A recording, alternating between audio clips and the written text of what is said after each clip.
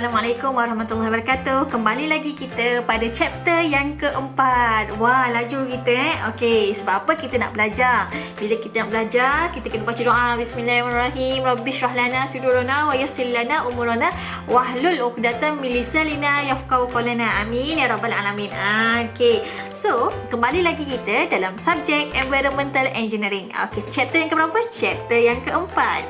Okey, water supply. Mari kita pergi ke outline apa dalam chapter ni. Okey, outline bagi chapter ni adalah yang pertama, sources and collection of water.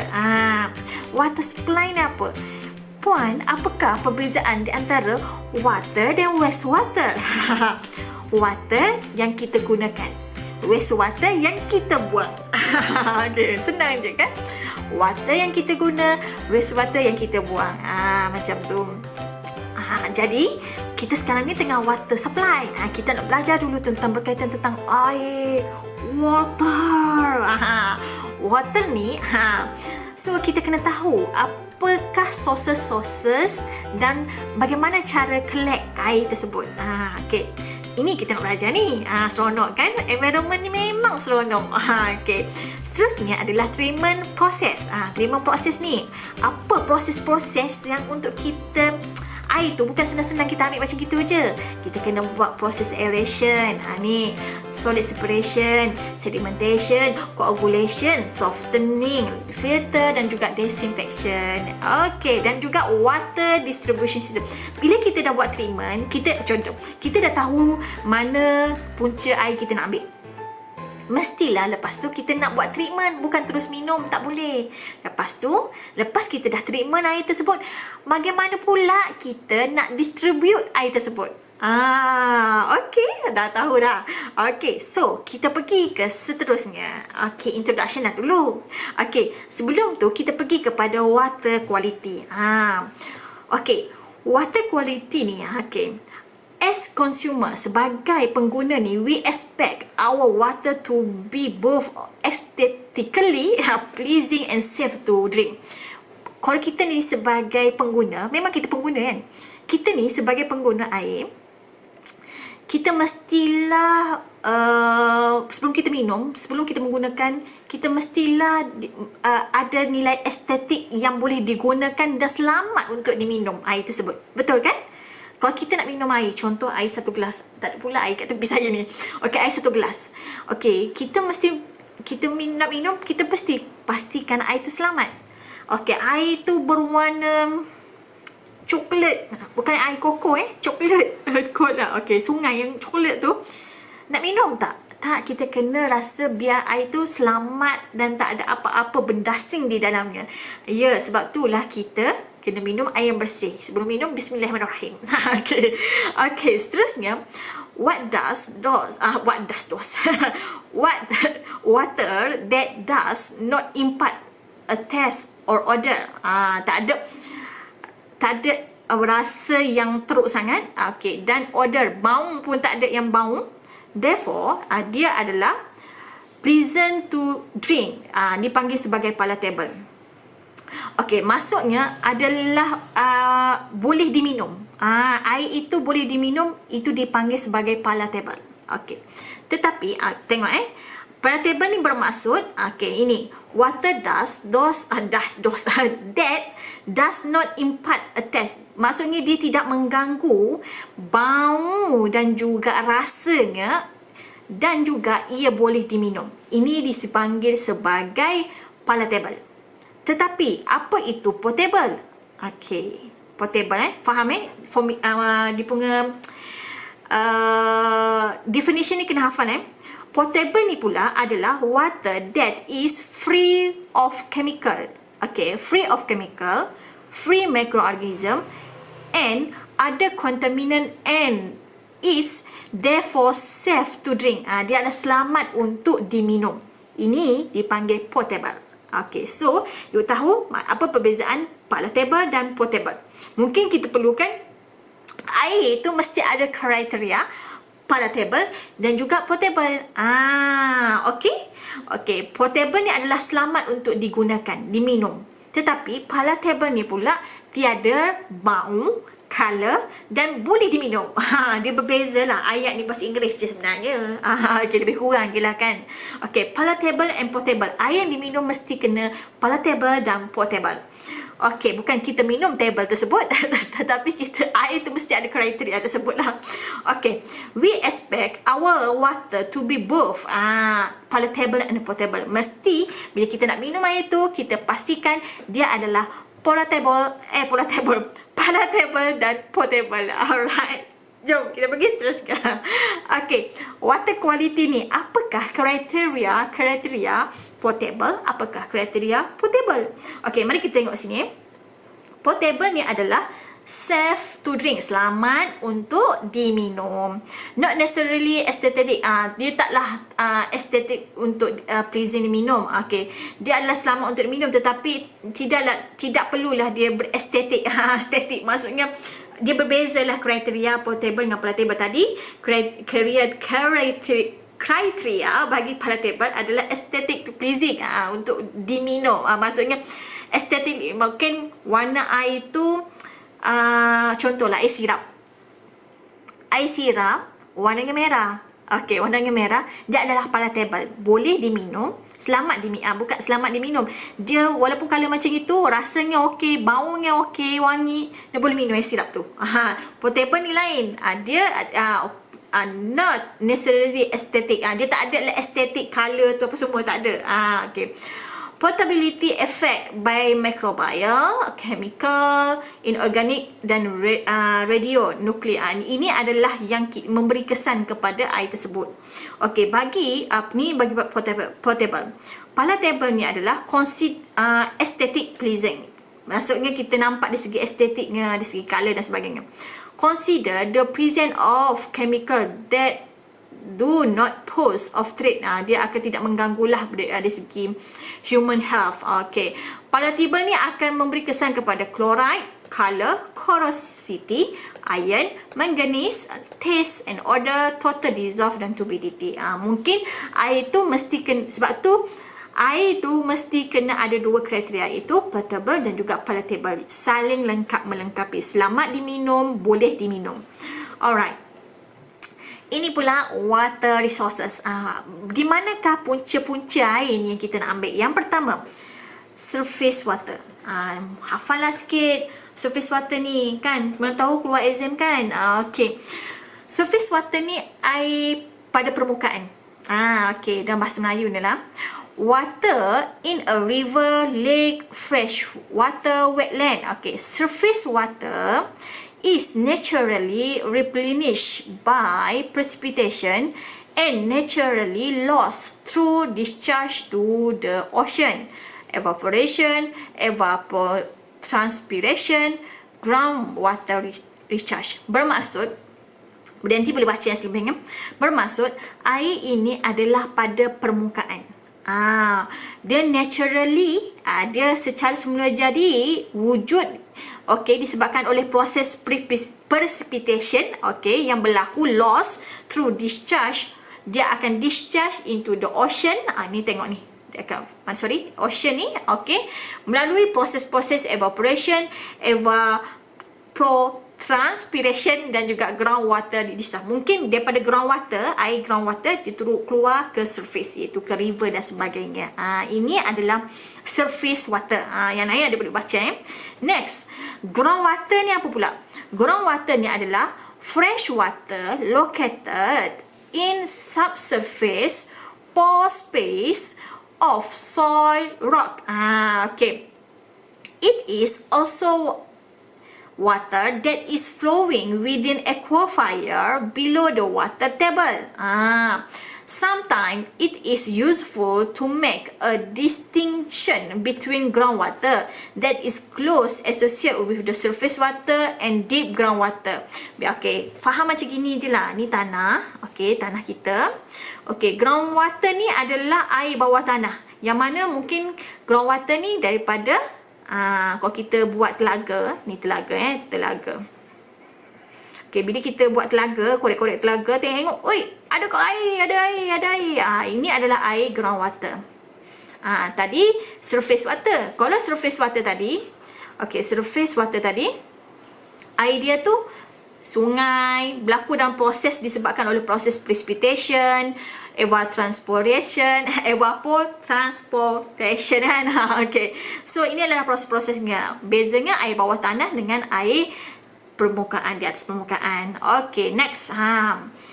Okay, natural surface water. Okay, natural surface water ni can be augmented by importing surface water from another watershed through the canal and pipeline. Maksudnya natural surface water ni adalah datang daripada air permukaan yang datang melalui canal ataupun pipeline. Dia datang daripada pipeline lah. Okey, saliran dia.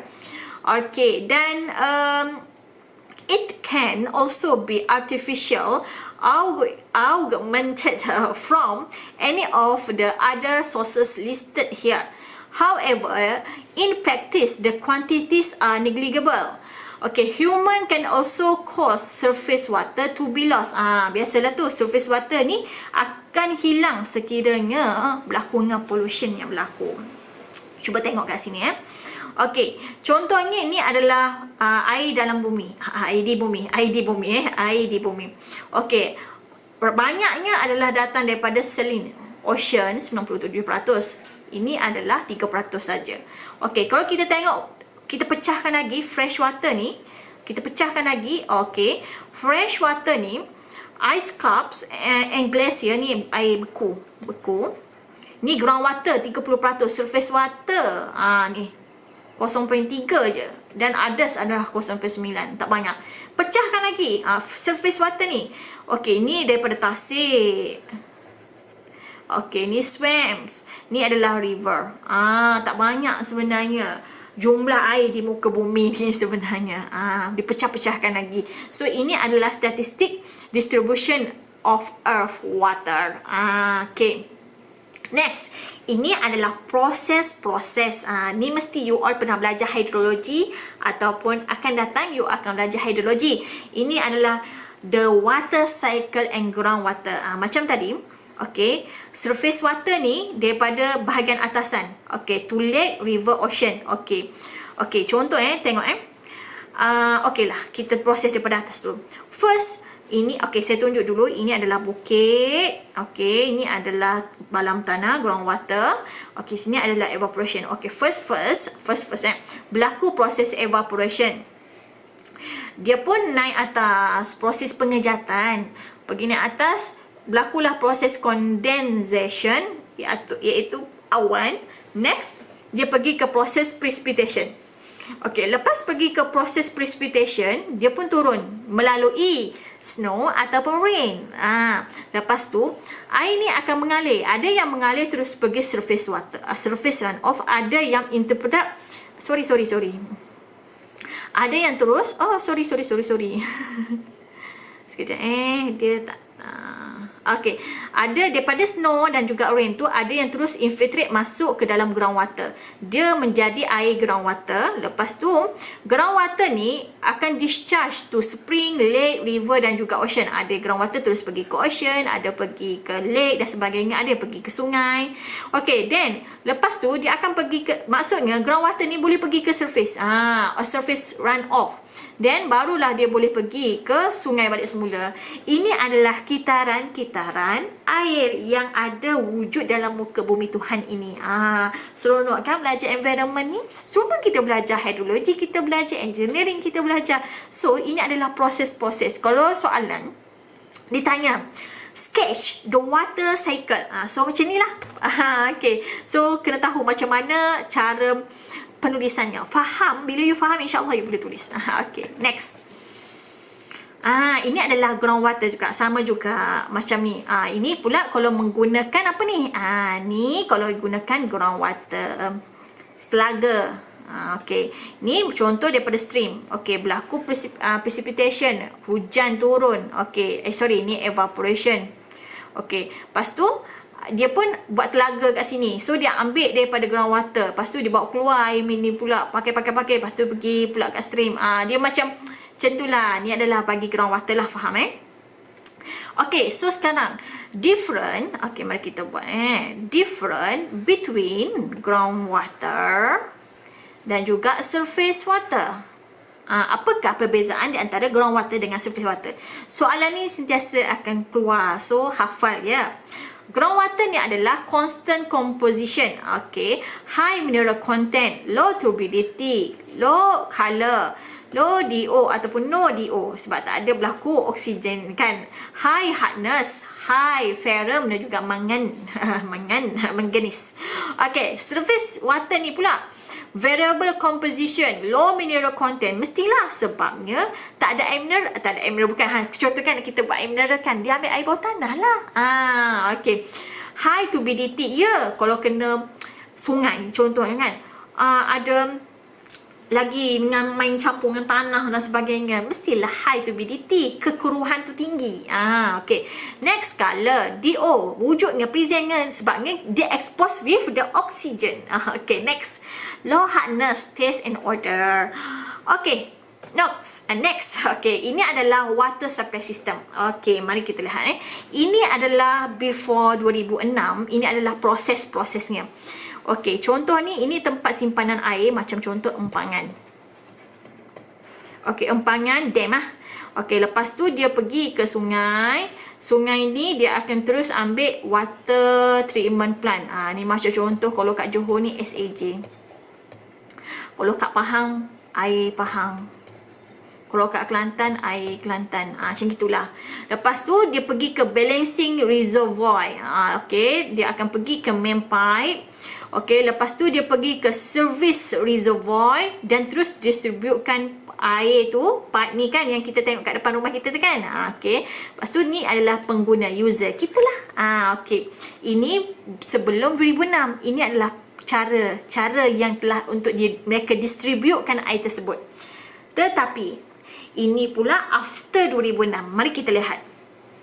Ini adalah contoh sebagai tahu ini adalah negeri Johor. Contoh saya kata Johor. Okey, ini adalah empangan. Empangan ni dia akan terus pergi ke river. Okey, lepas tu dia ada water treatment. Lepas tu dia akan, bila dia dah treat air tu, barulah pergi ke balancing reservoir, main pipe, service reservoir. Dia akan distribute. Ini yang diuruskan oleh federal. Tempat tersebut lah contoh. Kalau Johor lah contoh, ada pecah-pecah lagi. Ada lagi siapa federal ni macam contoh tempat yang kecil-kecil lagi lah. Seperti contoh nak cakap area mana? Contoh Skudai. Okey, dia ambil air ni daripada Sungai Skudai. Contoh Sungai Skudai. Ataupun dia ambil daripada Sungai Kota Tinggi ke apa kan. Mungkin dia dah link kan. Okey, dia terus direct ke sini dan dia akan distribute kepada user. Maksudnya perbezaan dengan sebelum dengan selepas tu berbeza. Siapa yang in charge bahagian state, siapa yang in charge bahagian federal. Alright, so seterusnya. Okey. Water treatment ni apa sebenarnya? Water treatment ni adalah describe those process used to make water more acceptable for a desirable end use. Memang pun water treatment ni adalah sesuatu proses yang mana untuk kita jadikan air itu boleh diguna pakai dan mengikut kepada standard yang selamat kepada semua. Macam tu. Yang lain boleh baca lah. Okey. So, mari kita pergi ke seterusnya. Ini adalah water treatment yang dijalankan di treatment plant. Contoh macam SAJ dan sebagainya. Apa yang ada dalam ni? Okey, mari kita lihat. Ini adalah storage, simpanan dan juga ada proses screening. Okey, ni tengok dekat sini B ni adalah apa? B ni adalah aeration. Aeration proses yang berlaku. Dalam ni ada chemical addition, chlorine, lime dan juga alum. Okey, dia pun mengalir lagi. Oh, dia pergi pula ni. Ini adalah proses coagulation dan juga flocculation. Okey, yang mana adalah proses lepas berlaku coagulation dan juga lepas dia dah masuk alum ataupun lime ataupun chlorine, dia akan berlaku proses coagulation. Kalau kita buat kat mamal jates tu, inilah dia. Okey, lepas tu berlaku sedimentation, iaitu pemendakan. Bila dia dah mendak, air yang bersih ni dia pergi ke seterusnya iaitu softening. Ni softening. Ini adalah proses softening. Boleh tengok kat sini Okay, then lepas tu F pula. Ini ada proses filtration. Bila dia dah soften, dia air lembut. Air lembut bukan letak softener dalam tu, bukan. Air tu dia dah boleh dipisahkan. Air tu dah okey, dan terus dibuat filtration. Dan seterusnya barulah sebelum beri kepada kita, dia akan disinfection. Disinfection ni adalah proses untuk menyahkan bakteria sekiranya ada bakteria di dalamnya. Ada banyak proses, contoh di klorin ke proses, ada macam-macam untuk kita supaya untuk kita menyahkan segala ni. Kadang-kadang orang ada yang setengah buat UV. Laser UV tu untuk menyahkan bakteria. Macam itu. Seterusnya storage, dan lepas tu baru distribute kepada kita user. Macam tu. Inilah proses-prosesnya. Okay, seronok kan? Okay. Next, okay, apakah objektif? Objektif kita nak membangunkan, kita nak buat water treatment system. Yang pertama, production of safe drinking water. Kita nak membuat safe drinking water. Yang kedua, kita nak minimizekan cost to supply of safe drinking water. Kita nak minimizekan cost supaya bila kita buat dengan kadar strategik, kita buat dengan planning, well planning, so dia akan mengurangkan kos kat situ. Seterusnya adalah bring water to rural community. Sebab kita nak berikan air yang bagus, berikan kesihatan yang baik kepada penduduk. Kan bagus tu. Bila kita jadi engineer, kita kena ada set dalam otak kita untuk memberi manfaat yang baik kepada masyarakat. Sebab kita juga nak pakai air tu kan. Bagus kan? Banyak pahala orang yang buat treatment water ni. Okay. Apakah faktor-faktor yang kita nak buat proses tu? Apakah faktor-faktor? Yang pertama, sebab bila kita nak buat water treatment, kita mesti tahu apakah faktor-faktor pemilihan treatment. Sebenarnya kalau ikutkan dalam treatment air ni, dia ada banyak cara. Okey, jadi kita kena tahu faktor-faktor dia. Yang pertama, quality of raw water. Quality water tu kita kena tahu. Adakah air sungai yang kita nak ambil tu mengandungi nilai nitrogen yang sangat tinggi? So, kita kena fokus untuk macam mana kita nak removekan nitrogen. Kalau air kita tu okey je, tak ada tinggi nitrogen, tak ada tinggi fosfat, okey semua, so kita boleh treatment taklah sekuat seperti yang air tempat yang teruk. Macam gitulah contoh. Okey, yang kedua adalah use for process water. Mesti kita nak tahu proses water dan untuk digunakan proses-prosesnya. Yang ketiga, treatment and quality desire for the water. Kalau kita buat treatment, mesti kita mengikut kepada standard yang telah ditetapkan. Contoh, kalau air yang kita nak minum tu mesti zero fosfat. Tetapi bila check sebelum kita minum, ada fosfat. So, itu berbahaya untuk kita. Boleh? So, kita kena check dan treatment mengikut kualiti yang telah ditetapkan. Standardnya. Seterusnya, size and capacity of the system. Ya, mesti kita kena tahu. Contoh, kita nak buat treatment. Okey, SAJ kata, contoh SAJ kata, kita nak buat satu tempat. Yang mana satu tempat tu 2.5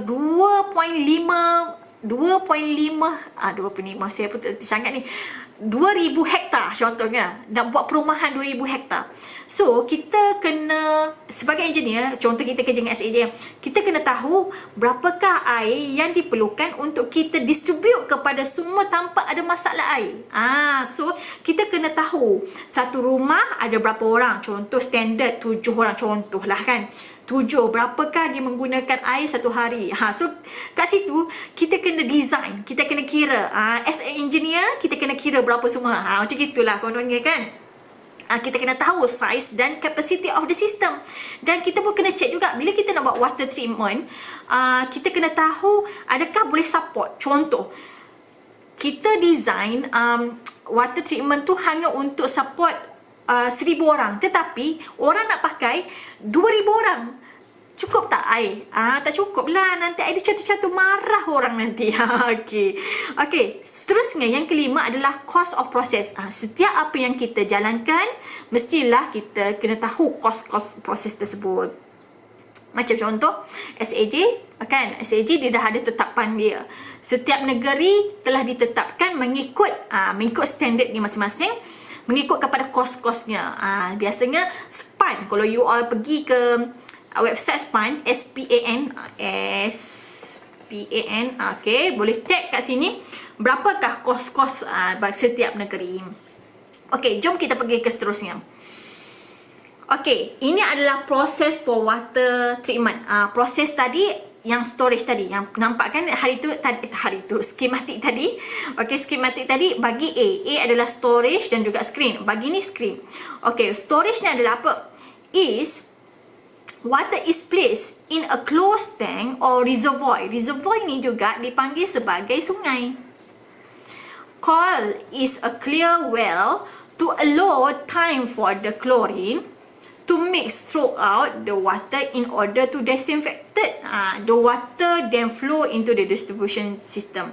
Okay, ini adalah proses untuk storage. Penyimpanan yang mana tempat tu adalah tertutup ataupun tempat terbuka reservoir.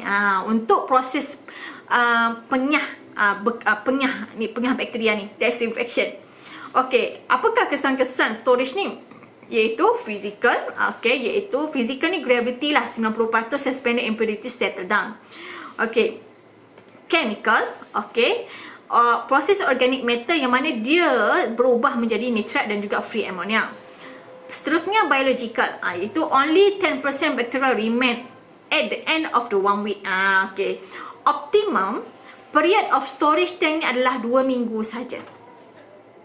Storage ni hanya boleh disimpan 2 minggu saja, tak boleh lebih. Kalau lebih mungkin ada kesan-kesan yang lain. Alright, so untuk proses awalan ni dia ada proses screening, iaitu proses kita menyekat. Initially wood, chip, leaf, aquatic plant and floating impurities are removed by the screening process. After screening, a more compact suspended material will be removed to allow water to flow through the chamber, which will settle to the bottom. Betul lah, masa kita untuk screening kita nak mengelakkan adanya benda asing yang mengganggu treatment kita. Seterusnya kita sambung. The purpose of a screening process. Apa tujuan untuk kita buat screening process ni? Tujuan dia pertama adalah restrict. Untuk kita nak elakkan berlakunya suspended solid such as garbage, sampah-sampah yang mengganggu sistem mekanikal di dalam sistem kita tu.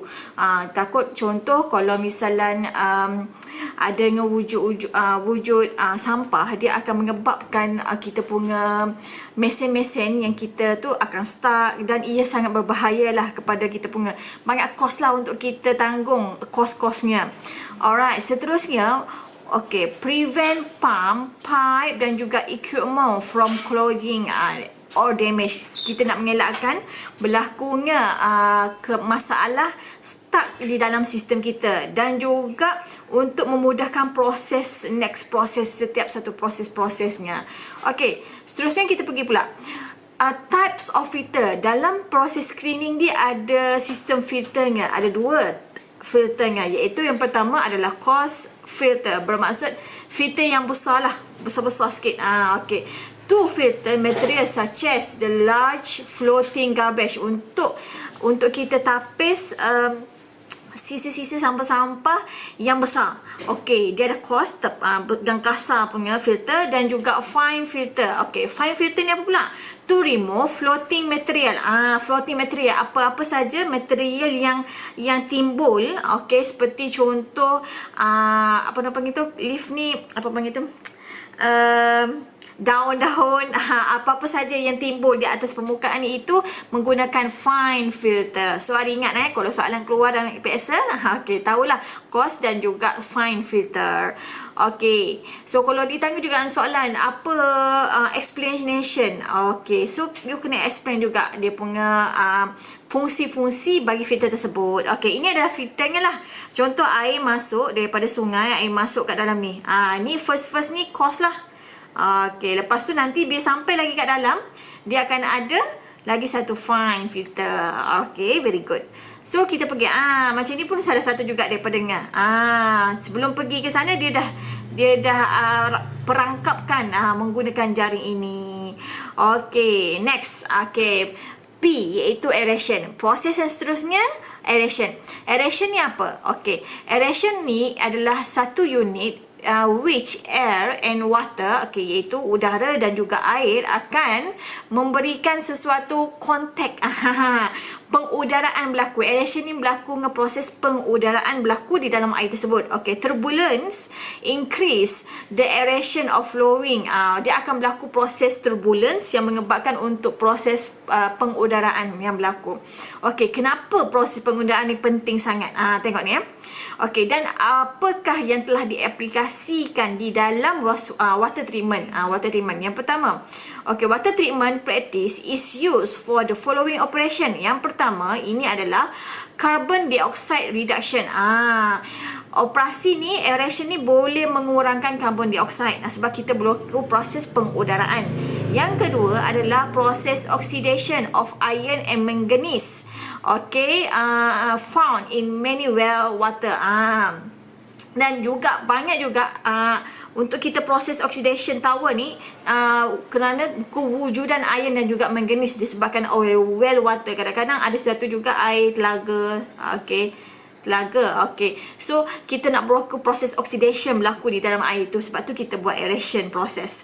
Dan seterusnya adalah ammonia and hydrogen sulfide reduction. Kita boleh mengurangkan kadar ammonia dan hydrogen sulfide di dalam air yang kita nak buat treatment tu. Salah satu lagi, ini kepentingan dia. Aeration is also effective method for bacteria control. Ya, betul. Bila kita berlaku proses aeration, dia akan mengelakkan dan mengurangkan kadar bakteria di dalam tu. Sebab contoh kalau kita bayangkan air tu berbau. Bila berbau air tu akan ada kandungan bakteria yang sangat banyak. Sebab berlakulah organisme, bakteria dan sebagainya banyak dalam tu. Tetapi bila kita buat proses aeration, contoh kita pergi ke Tasik. Saya perasan lah kat Tasik UTHM Induk di Pait Raja. Dia satu Tasik. Tasik dia tu tertutup lah, maksudnya tadahan air. Dan saya perasan dia ada percikan air yang sangat tinggi. Itu nak berlaku proses aeration supaya tasik tersebut tidak berbau. Tidak berbau dan ada berlaku proses aeration. Sebab tu kita nak mengelakkan daripada bakteria to control the bacteria lah grow. Next. C iaitu proses coagulation dan flocculation. Proses ni juga kita ada buat di dalam eksperimen kita, iaitu menggunakan jar test eksperimen. Itu adalah satu simulasi yang kita buat di makmal lah. Mari kita lihat pula apa dalam water treatment ni. Proses ni dia buat apa?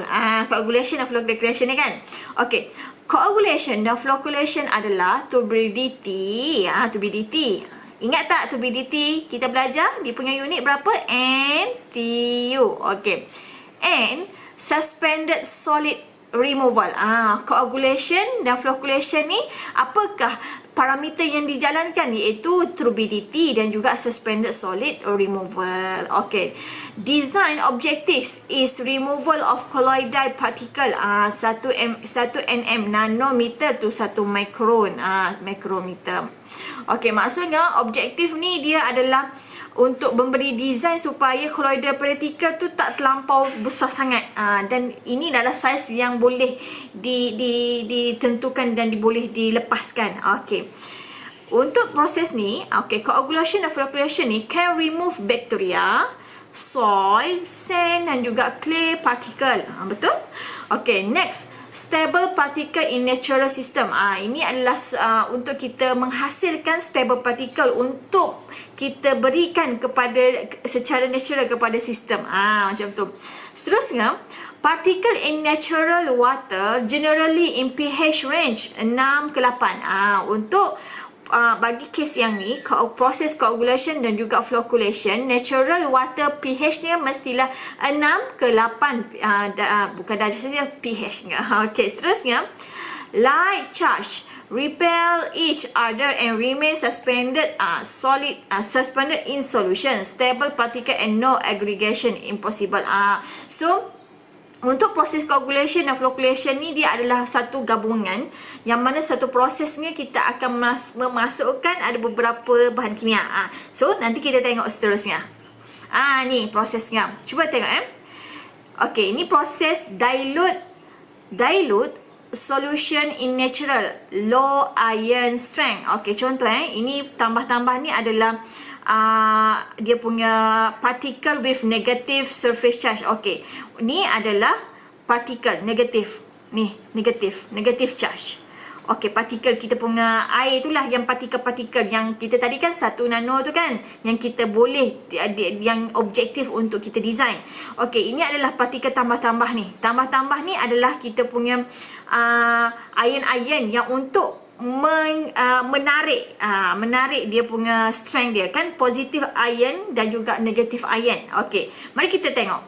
Bila kita dah masukkan suatu bahan kimia, kalau di jar test eksperimen kita masukkan alum. Alum berapa persen? 3%. Untuk di water treatment kita masukkan juga ada beberapa bahan kimia, iaitu kadang-kadang alum, kadang-kadang dimasukkan macam-macam pelbagai jenis, tetapi biasanya digunakan adalah alum lah. Okey, after addition of coagulation to solution. Maksudnya coagulation apa bahan dia tu? Contoh alum. Okey, alum, so dia akan memberikan menarik charge positif dan juga charge negatif. So particle with negative surface charge ni yang ni, so dia akan menarik charge yang positif untuk menarik supaya dia boleh coagulation dan flocculation, terus dia sedimen. Terus dia termendak. Dia ambil, dia tarik, lepas tu dia bergumpal, lepas tu dia pun sedimen, dia akan mendap ke bawah. Macam tu. Okey, faham Kalau lukisan ni kena tahulah dan tahu macam mana nak explain. Okey, next. Okey, coagulation dan juga mechanism. Okey, mari kita lihat. Charge neutralization. Okey. Addition of alum, alum or ferrum salts. Kalau di JATES kat eksperimen kita guna alum kan, tapi kita boleh guna juga ferrum salts. An organic polymer provide high concentration of counter ion that neutralizing negative surface charge of particle. Memang dia nak neutralkan dengan charge yang air kita negatif dengan charge yang positif tu. Okey, reduce electrostatic repulsive interaction force. And net interaction energy become attractive, mainly van der Waals. Bila berlaku proses penarikan di antara charge positif dan charge negatif, dia ada kaitan dengan kuasa pula, dengan tenaga yang dipanggil sebagai ni van der Waals. Bila ada kaitan dengan penarikan negatif, absorb lah, dia absorb, dia ada penarikan di antara charge positif dan juga charge negatif, dipanggil sebagai, ada kaitan attraction, dipanggil sebagai van der Waals. Ni dipanggil, ini adalah dia punya tenaga dia lah. Okey, net attraction force lead to aggregation, and settling of the aggregation or flock formation. Memang bila dia dah berlaku penarikan tu, dia akan flock, dia akan bergumpal. Dan sampai tu masa dia dah berat, dia pun jatuh. Macam itulah. Next. Sweep flock formation, iaitu precipitation of salt at high concentration. Ini adalah salah satu daripada juga bila berlaku flock, pergumpalan, pergumpalan berlaku, dia akan precipitate, dia akan turun ke bawah, precipitate. Next, okay, ni sweep, okay, boleh baca ni. Okay, interparticle bridging. Polymer attached to more than one particle leading to aggregation and flock formation. Sama juga. Ni salah satu juga dia punya bahan kimia selain daripada alum dan juga ferrum, kita boleh menggunakan juga dengan polymers ni juga. Okay, alright, next. Sebenarnya bahan kimia yang digunakan di water treatment sebenarnya banyak. Ada yang alum, ada yang ferrum dan sebagainya. Depend on cost. Duit tu kita kena banyak. Sebab tu kalau kita bayar air tu berbaloi lah dengan apa yang kita dapat hasilnya. Kita nak hasil air yang berkualiti. Sebab kita tu kita nak buat treatment. Okey, bersyukurlah sebab kat Malaysia ni belum lagi mahal seperti tempat lain. Okay, ada kat Singapura, Brunei. Kita bersyukurlah sebab kita ada air yang mencukupi. Tetapi jangan itu menjadikan kita sebagai seorang yang pembazir. Okay, insyaAllah. Okay, so tengok kat sini. Okay, flocculation or mixing. Flocculation, pengumpalan ataupun mixing, percampuran. Okay. Tengok rapid mixing adalah apa? For mixing the coagulant. Perasan tak masa kita buat jar test? Ada kita buat rapid, ada kita buat slow. Slow mixing. Itu adalah proses prosedur. Untuk rapid mixing dipanggil sebagai for mixing the coagulant. Detention time is approximately 0.5 minute. Okay. Slow mixing pula. Slow mixing pula apa? For flock formation, untuk proses penggumpalan berlaku. Rapid ni dia bercampur boom, macam itu. Tetapi bila slow je dia akan berlaku proses penggumpalan. Zup zup zup zup zup zup zup zup. Macam gitu. Okay. Too fast. Tengok dia kata ni. Sekiranya too fast will break flow. Kalau kita buat laju je dia akan bawa penggumpalan tu akan berlaku lah. Macam itu. Maksudnya dia tak akan berlaku lah penggumpalan tu sebab laju sangat. Slow dah sikit. Gitu kan. Slow enough to maximize number of particle collision. Sebab kita tak nak berlaku, kalau kita laju sangat mixing, okay, dia akan berlaku apa panggil pelanggaran di antara partikel-partikel. Jadi dia tak boleh nak gabung lah. Macam itu. Kita kena faham basic van der Waals tu. Okay, faham Okay. Seterusnya, optimum speed has to be determined experimentally. Jadi kita kena, speed yang kita gunakan tu mestilah kadar yang optimum, yang untuk kita punya objektif tu tercapai. Alright, jom. Mari kita lihat yang ni Okey, ni adik-adik tengok. Ni contohnya. Aluminium ini adalah chemical coagulant yang saya cakap tadi. Aluminium sulfate, dipanggil alum. Ferrous sulfate, ferric. Ferric chloride. Ini adalah yang kita gunakan. A, B dan juga C. Hafal lah ya, mana tahu keluar. Okey. Okey. So ini adalah coagulant 8. Apa yang coagulant 8 yang digunakan? Iaitu polyelectrolyte, lime alkalinity addition, pH correction, lime dan juga sulfuric acid. Tetapi kalau ditanya soalan apakah chemical coagulant yang digunakan? So 3 ni lah boleh hafal Alright, very good. Okay, seterusnya rapid mix. Tengok kan, ini proses yang kita buat jar test tu. Mari kita lihat Ini 0 mg per liter, 1 mg per liter, 2, 5, 10, 20. Nampak ni makin cerah ni. Okay, sample of the coagulated and settle supernatant from the jar test after step yang ketiga. Tengok kat sini. First, dia kata rapid mix for 2 minutes, speed 100 rpm. Maksudnya sekarang kita buat rapid. Kenapa kita buat rapid? Sebab kita nak mixkan coagulant chemical tu, chemical coagulant bersama dengan air tu. Kita nak mixing, kita nak bercampur. Lepas tu kita pun flocculation for 50 minutes, speed. Ni adalah slow apa? Slow mixing. So sini adalah flocculation. Kita nak slowkan untuk berlaku proses flocculation. Speed dia pun dah kita kurangkan 35. Lepas tu kita berikan masa dia settle. Dan lepas tu kita buat filter. Sebab kita nak check berapakah kandungan turbidity yang wujud di dalam air. Alright. So ini adalah ni adalah kesan-kesannya. Hasil kita tambah alum. Ni 0, 1, 2, 5, 10, 20. Okey, ni kosong sorry. Okey, so perbezaan ini menunjukkan keberkesanan gel test kita tu, eksperimen kita, iaitu proses coagulation dan flocculation. So bila buat report pastikan ada ayat ni. Jangan pula tak ada ayat ni. Tak bagi markah. Okay, next. Alright. So, selepas kita buat coagulation dan juga flocculation, proses di dalam water treatment plant kita, proses yang seterusnya adalah sedimentation. Okay. Apa sedimentation ni? Okay, mari kita tengok. Sedimentation adalah proses of removing solid particle heavier than water by gravity force. Bermaksud macam ini. Kan kita buat tadi kita buat proses masukkan bahan kimia, iaitu coagulant, chemical. Lepas tu kita pun dia akan berlaku proses flocculation. Lepas berlaku proses flocculation, dia akan berlaku proses sedimentation. Okey, mendapan.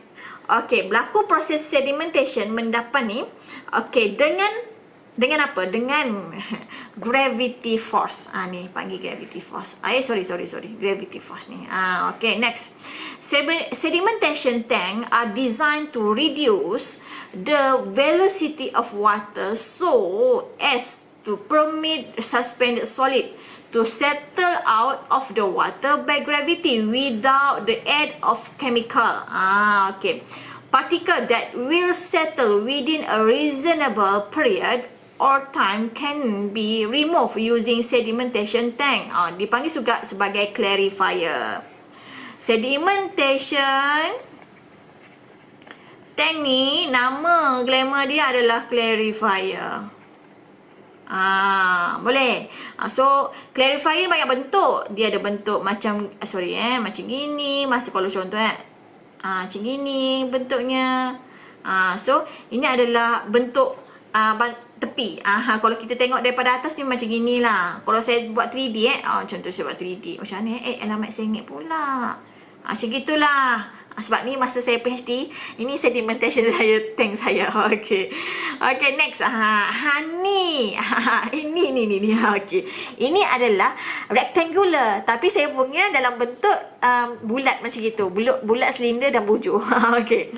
Okay, mari kita tengok. Ini adalah sedimentation. Ada yang telah diaplikasikan di Aida Bukit pula. Saya pernah pergi tahun lepas, 2000 tahun lepas lah. Kalau kat sana diorang pun rectangular. Rectangular sedimentation tank, bentuk macam ini. Sebiji sama. Sebiji sama ni. Sebiji sama. So diorang punya ni adalah rectangular untuk berlaku proses sedimentation. Idea sangat. Bila air masuk dia akan senyap, tak gerak. Sebab kita nak sedimen. Air tu mendap. Kedodok dia tu, orang Kelantan kau cakap kedodok kedodok mendapan dia tu duduk kat bawah. So dia akan ambil air atas saja. Macam gitu. Alright. Ni sama juga. Ini yang saya cakap bulat tu, tapi saya punya research tu taklah besar macam ini, kecil je, taklah besar mana. Sebab saya ni reactor. Ni betul-betul yang kat treatment plant. Ni adalah circular sediment tank. Saya punya circular sedimentation tank. Nanti sama PhD ke master ke ataupun FYP boleh sama dengan saya. Ini dia punya sedimentation tank. Alright. Okay, mari kita tengok example 1.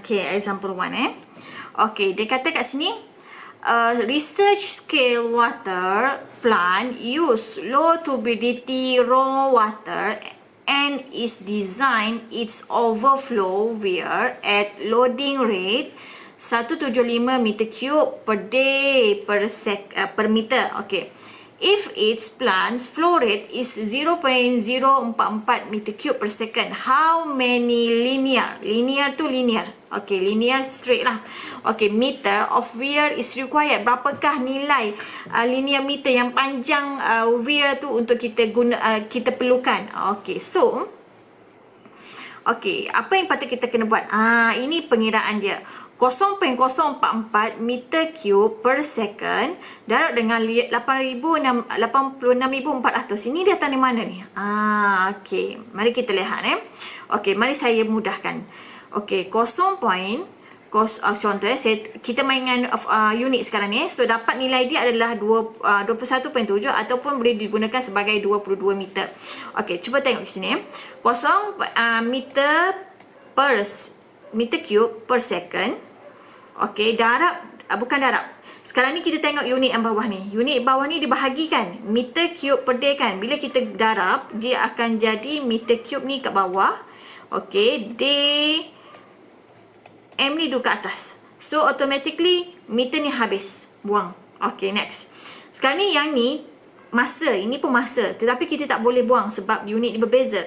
So sebab tu kita kena darab dengan ni saat. Bila saat, 60 saat bersamaan dengan berapa minit? 1 minit. Okey. Berapa minit untuk 1 jam? Okey, 60 minit darab dengan darab pula. Bahagikan dengan untuk berapa? 1 hour. Okey, seterusnya 24 hours bahagi dengan 1 day untuk 1 hari. Okey. So, second boleh mati dengan second. Minit boleh mati dengan minit. Hours boleh mati dengan hours. Day boleh mati dengan day ni. Okey, M ni adalah unit dia ni lah. Unit yang ni. So, cuba kira. 60 darab 60 darab 24. So, dapat tak 86400 ni? So, ini adalah jawapannya lah. Sebab itu dia mudahkan. Darab terus darab 86400. Second per day. Okey, boleh? Okey. So, ini adalah jalan penyelesaiannya. Okey. Example yang kedua ni pula. Okey. Dia kata kat sini, determine the surface area of the sedimentation tank. Dia nak kira sedimentation tank. The design flow is 0.044 meter cube per second. Use a design overflow rate adalah 20 meter per day. Okay. Find the depth of the sedimentation for the given overflow rate and detention time. So, soalan dia adalah find the depth, kedalaman sedimentation tersebut. Okay. For the given overflow rate yang telah diberikan tadi. Okay. Overflow dan juga rate. Okay. First, pertama, you kena find the surface area. Okay. First, ini adalah formula. Q sama dengan AV. Ni formula hafalah, pendek je kan. Q adalah liquid flow rate. Unit dia yang ni. Okay. A ni adalah apa? A ni adalah area. Area. Unit dia lah meter square. Okey, seterusnya adalah V. V adalah velocity. Velocity of the liquid meter per second. Ni unitnya. Okey, tengok First change the flow rate to the compatible units. Kita kena change dulu. Kita kena ubah dulu flow rate dia. Flow rate dia kan tadi 0.044 meter cube per second kan. So kita nak dalam unit lebih mudah sedikit. Sebab tu kita darab dengan 86400. So dapatlah unitnya 3801.6 meter cube per day. Okey, dapat satu. Seterusnya kita kena tahu bila kita nak, sekarang ni kita nak tahu nilai A. So tadi kan Q sama dengan AV. So, kita dah tahu nilai Q. So, kita nak tahu nilai A. Macam mana kita nak nilai A? Yang ni bawa ke sini. So, Q over dengan V. Okay. So, Q kita berapa? Ni Q kita. Yang tadi kita kira ke atas ni. V kita adalah yang ni. Ni adalah velocity kita yang dapat daripada soalan tu.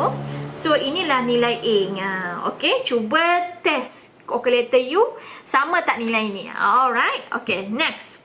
Dia kata common length of width ratio for sedimentation are between 2:1. Biasanya length dan juga lebar adalah 2:1 dan 5:1. Okey. Ini adalah length nisbah width. Okey, length panjang nisbah lebarnya. N, kita kata N. Length seldom exceed. Length pula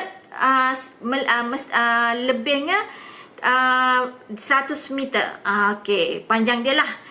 Okey, melebihi 100 meter. Okey, a minimum of 2 tank. Sekurang-kurangnya 2 tangki diperlukan. So, Ini adalah syarat-syaratnya. Okey, mari kita lihat seterusnya.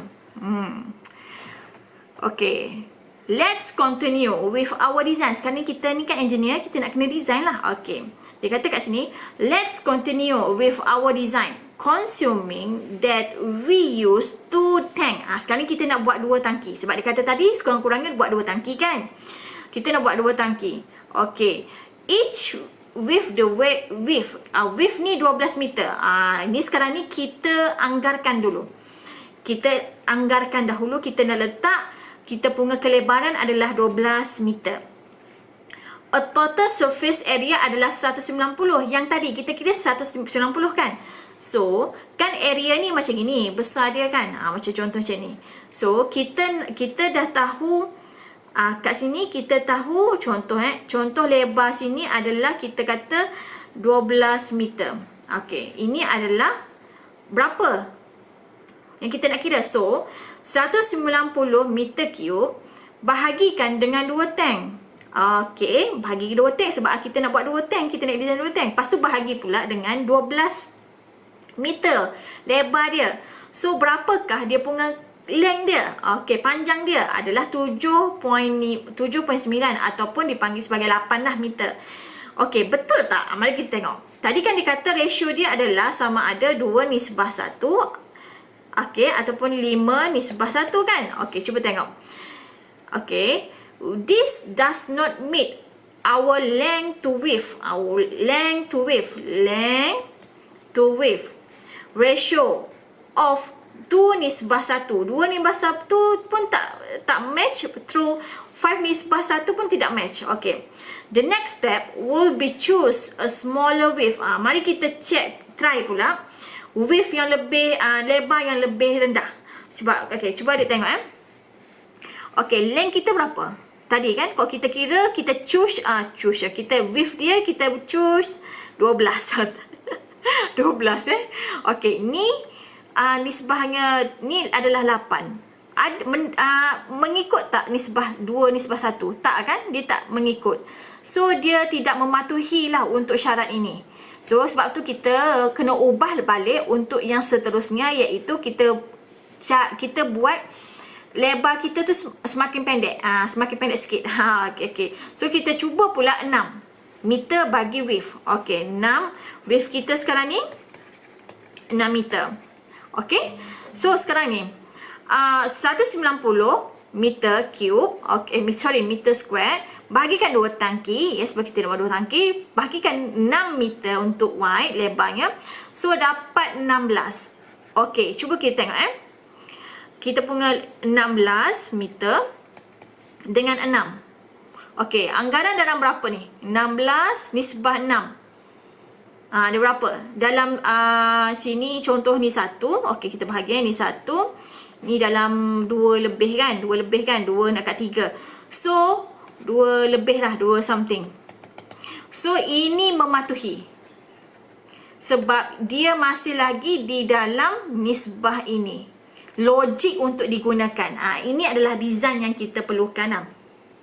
So, untuk kes ni, bagi width 6 meter dan juga panjang 16 meter, dah okey. Sebab dia masih dalam range nisbah tersebut. Okey. Seterusnya dia kata pula, first, find the total tank volume for using a detention time of 120 minit.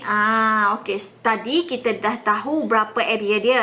Kita dah tahu berapa panjang dia. Kita tahu dia punya lebarnya sebab kita mengikut kepada nisbah yang telah ditetapkan 2:1 true ataupun 5:1. Okey, so sekarang kita nak buat pula, apa yang kita nak buat pula? Sekarang kita nak kira kedalaman tangki kita ni pula. Okey, mari kita lihat pula First, find the total tank volume by using a detention time of the 120 minit. Okey, ini assume sajalah. Based on the rule of the thumb that the detention time should be 2 ke 4 jam. Okey, detention time ni bermaksud apa? Detention time bermaksud air itu berada di dalam tangki sedimentation selama itu. Contoh, untuk basicnya, biasanya detention time dalam range 2 ke 4 jam. 2 ke 4 jam. Okey, bila 2 ke 4 jam, so minimum dia adalah 120 minit. For this case, kita gunakan 120 minit. Bermaksud 2 jam. Okey, sebab 60 minit 1 hour. So 120 minit 2 hours. Okey. Okey, tengok V, kita nak cari V, volume. Sebab kita nak cari volume sekarang ni. Okey, V adalah okey. Kita nak tahu volume. Okey, mari kita tengok Okey, kita nak kira volume. So, sekarang kita nak kira volume. Tadi kan flow rate kita 0.044 meter cube per second. So, ini adalah saat. Saat ni bermain dengan masa. Kita tahu dah kena darab dengan berapa detention time yang kita pilih. Ini aku boleh assume. Kalau soalan diberikan, guna yang soalan berikan. Okay, so 120 minit. Okay, ni kenapa pula ni macam gini? Cuba tengok. Ini minit. So, kita kena tukar unitnya kepada second. So, dapatlah, perempuan-perempuan dapatlah ini adalah volumenya. Okay, volume. Okay, volumenya. Okey, step yang seterusnya adalah untuk kita kira depth. Tadi, okey, sekarang kita dah ada volume. Volume unitnya meter cube. Volume ni hasil darab daripada length darab width, lebar, darab dengan kedalaman depth. So sekarang ni kita nak kira depth. Kita dah ada volume, so kita nak kira depth. So, seterusnya adalah this will be divided into 2 tank as not earlier. Jangan lupa tadi kita kata kita nak design 2 tangki. Okay. The depth is found. The depth is found as a total tank volume divided by the total surface. Okay, so kita dah tahu berapa kita punya volume. Okay, volume sekejap depth. Depth ni, so ini adalah volume. Bahagi dengan area kita tadi. Berapa area kita tadi? Yang kita kira awal-awal tadi. Ini adalah 190 meter square. Bagi 2 tangki lah. So, dapatlah kedalaman kita adalah 1.7 meter. Okay, so the final design would then be 2 tank, each having the following dimension. 6 meter yang kita kira tadi darab dengan 16 meter. Okey, dapat 1.7 yang baru tadi kita kira depth plus slash storage depth. Ni kena tambah lagi. Maksud dia kat sini macam ini. Ini ni. Okey. Kalau ni pandangan tepi ini adalah kedalaman 1.7. Okey, plus slash. Maksud dia slash ni yang ni. Ni. Bila dia dah bila daripada kita proses coagulation dan flocculation tu kan, campur-campur alum sebagainya, dia akan pergi satu proses ni panggil sedimentation. Sedimentation ni dia berlaku ada slush, dia bentuk dia macam ni. Barulah benda tu keluar. Maksudnya mendakan tu keluar. Ini dipanggil slush storage. Okey, faham seronok tak belajar environment ni? Seronok sebenarnya design ni. Tapi mungkin bila you kerja ada banyak-banyak design. Ini basic saja. Alright, go. Okay. Seterusnya adalah proses yang softening, pelembutan air. Pelembutan, bahasa Melayu dia kelembutan, tak ingat dah. Okay. Maksudnya softening lah. Proses bahasa Inggerisnya softening. Okay. Bukan softener. Softening. Okay. Seterusnya. Okay. Water softener will remove nearly all the calcium dan juga magnesium. Kita belajar kan alkalinity, hardness dan sebagainya tu kan. Okay. So, water softener ni will remove nearly all calcium and magnesium from the raw water during the softening process. Kenapa kita nak buang kalsium dan magnesium ni? Ingat lagi tak masa kita belajar chapter yang keberapa? Chapter yang kedua. Kalau adik-adik perasan, di dalam tu kita ada belajar kenapa kita nak elakkan kita buat proses macam begini. Kita nak removekan sebab kita tak nak lah menggunakan sabun terlampau banyak. Lepas tu nanti kita punya ada berkarat, kita punya pipe agihan air tu yang kat tepi jalan yang dia tengok tu kan, yang SAJ bagi yang besar pipe tu, tak nak berlaku penghakisan yang berlaku. Sebabkan ada wujudnya pH dan sebagainya, mengganggu, memang mengganggu. Lepas tu tiba-tiba lah marah tak ada air. Sebenarnya mereka buat maintenance supaya nak mengalirkan air yang bersih kepada adik-adik semua. Kita lah sebagai pengguna. Okay, so kalsium dan juga magnesium juga salah satu juga. Nampak kan? Kalau kita ada kat dalam bilik air ada cermin. Perasan tak? Ada kat cermin tu dia macam macam putih bulat-bulat macam gitu. Tu sebab hardness dia tinggi. Tu juga salah satu sebab tu kita nak mengelakkan daripada benda tu berlaku. Sebab tu kita buat proses softening. Alright, go. Okay. So, groundwater dissolve rock and mineral releasing calcium dan juga magnesium. Ya, betul. Dalam kandungan air bawah tanah, lagi-lagi kalau kita guna telaga lah, orang Kelantan suka pakai telaga lah kan. Okay. Ada kandungan kalsium dan magnesium yang tinggi. Cause water to be hard. Dia akan menyebabkan kekerasan kepada air tersebut. Padahal itu lembut kan, tapi bahasa saintifiknya hard. Okay. This dissolve iron give hard water its characteristic. Yes, dia akan memberikan kesan kepada air kita. Dan juga tempat air lain pun sama juga, bukan di sana saja. Alright. Hardness ni apa? To characterize a water that does not lather well. Cause scum, macam saya cakap tadi lah, memberikan scum kepada bathtub kita, livers hard, white, crusty deposit, coffee pot. Jadi kalau adik-adik perasan kan, kalau kita masak cerek, kan kita ada cerek kan, cerek yang cerek kita masak tu kan nampak tak berkarat, nampak kedodok tu kan. Tu hasil daripada hardness yang tinggi juga. So sebab itulah kita nak mengelakkan benda ini berlaku. Alright. Okay, so the failure to lather well and the formation of the scum on bathtub, the result of reaction of calcium and magnesium with the soap.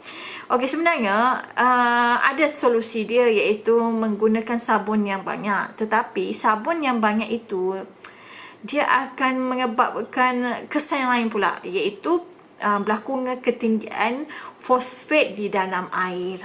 Itu juga kesannya. So penggunaan sebenarnya benda ni berlaku kat kita juga. Bila banyaknya sabun di dalam air, dia menyebabkan apa pula? Kandungan fosfat, dan dia akan menyebabkan berlakunya apa? Kita belajar pada chapter ketiga tu. Okay. Deterjen di dalam air. So proses-prosesnya juga akan mengukarkan kita juga. Sebab tu kita kena buat proses softening ni. Alright. Okay, kita sambung lagi softening. Softening ni apa lagi ni? Seronok kan belajar softening ni? Bukan softener, softening. Okay. Softening ni, sodium ion supply from the dissolved sodium chloride.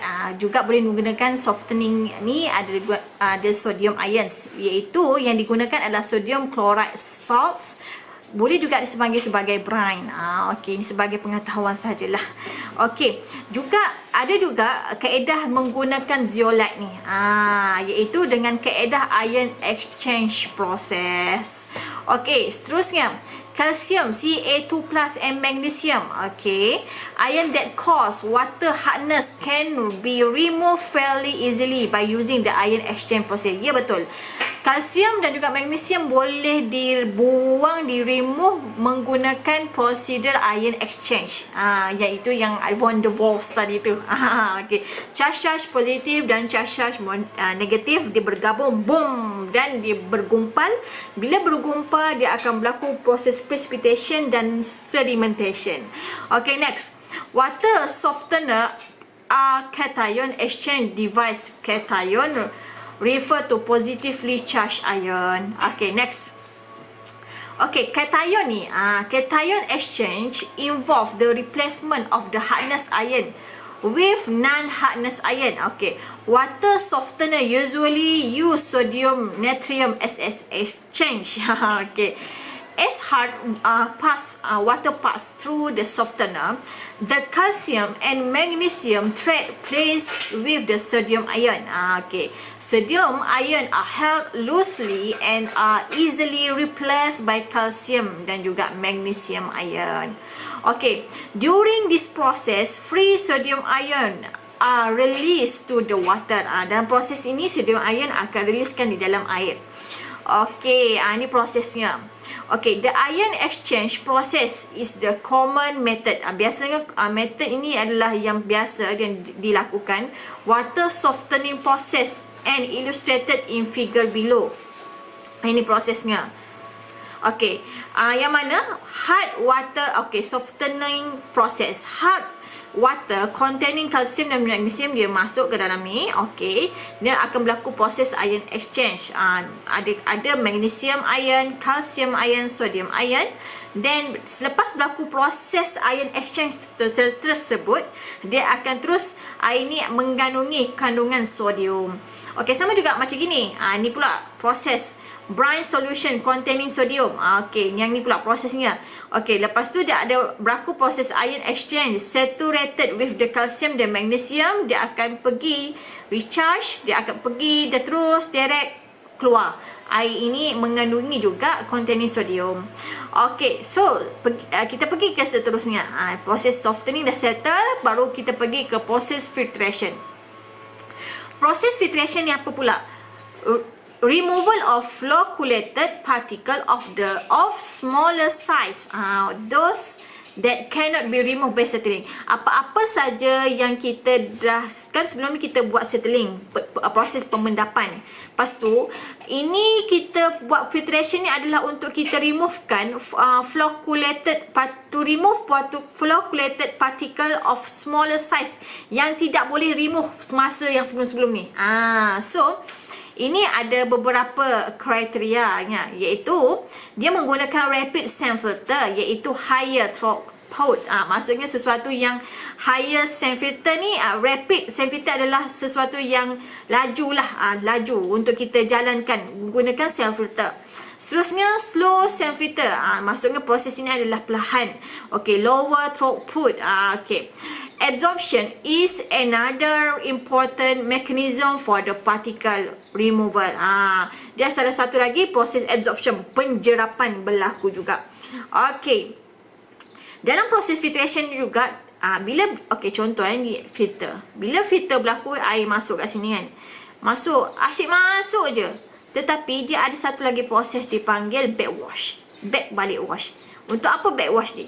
Backwash of filter is essential to regain heat loss due to clogging. Kita tak nak ada mendakan di dalam ni yang clogging. Kita nak, kalau contoh air masuk.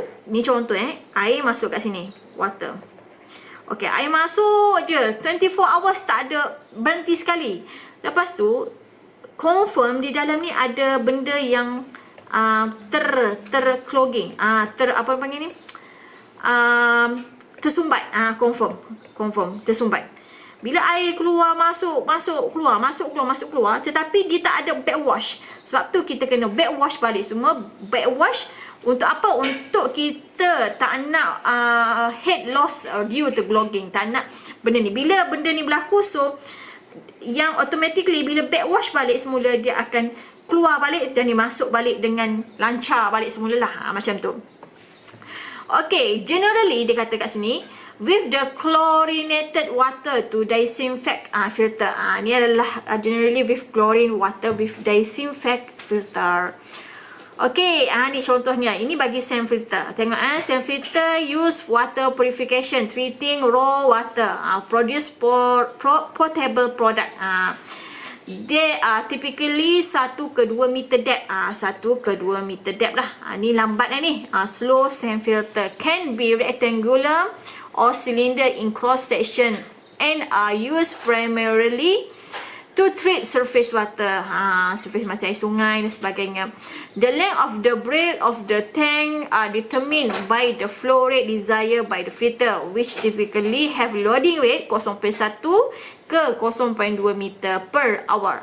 Ni dia punya lukisannya. Boleh tengok air ni datang daripada North Santiam River. Okey, air keluar masuk kat sini. Sini ada sand filter. Dan sini ada raw water dan juga biological activity.